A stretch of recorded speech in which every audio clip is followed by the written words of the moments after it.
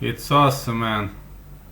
Frank Mir versus Roy Nelson is finally targeted, and it will happen. It will actually happen at Bellator 231. I've got to say that I'm very thrilled for this one. Once fought each other, these two guys, under UFC banner. Now the rematch will happen at Bellator, and Frank Mir annihilated Roy Nelson for the first time. UFC 130 in 2011. Mir dominantly walked away as a victor. He was punching. Roy Nelson surprised me. It was a unanimous decision, not with one judge who even scored 30-26. It was amazing. But since then, let's say both fighters, they have varying careers and so on. For example, Frank Mir, since then, let me take a look.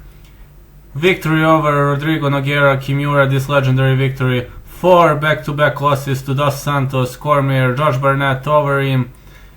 Victory over Antonio Silva KO and Todd Duffy KO, but then 4 back-to-back losses to Andrei Arlovsky, Mark Hunt, Fedor Emelianenko, and also Javier Ayala. And I got to say that Frank Mir is not Frank Mir he used to be, since he was tested for that positive turinabol metabolite. It's not just him. Against Javier Ayala, Javi pressed him against the cage and delivered so many nasty strikes.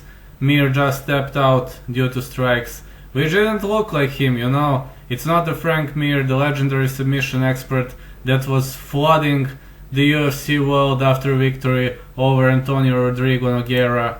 On the other side, Roy Nelson, well, BJJ black belt, Kung Fu black sash, well, he had, let's say, more ups in his career, since he is a guy who defeated Mirko Cro Cop at UFC 137, lost to Fabricio Verdum, then 3 back-to-back finishes against Dave Herman, Matt Mitrione, Cheick Kongo, unanimous decision losses to Stipe Miocic, Daniel Cormier. He knocked out Antonio Rodrigo Nogueira, but then 3 back-to-back defeats. Mark Hunt, Alistair Overeem, Josh Barnett. He fought so many times, won Jared Roshold, lost to Derek Lewis, KO'd Antonio Silva, decision loss to Alexander Volkov, and then transited to Bellator, where he rides on a score of 1-3 after an initial win over Javier Ayala.